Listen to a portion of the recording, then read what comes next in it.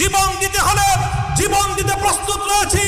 সন্তানদেরকে যদি এতিম করতে হয় সেজন্য আমরা প্রস্তুত রয়েছি। স্ত্রীদেরকে যদি বিধবা করতে হয় সেজন্য আমরা প্রস্তুত রয়েছি। মায়ের বুক যদি আমাদের খালি করতে হয়, আমাদের মায়েরা বুক খালি করে চোখের অশ্রুতে তাদের কলিজার টুকরা সন্তানদেরকে মাটির নিচে খোদার হাতে সুপর্দ করবে।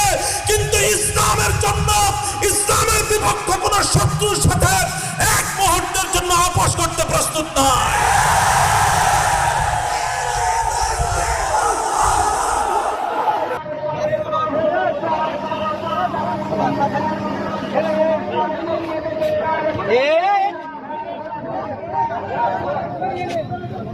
দেখেন না রে।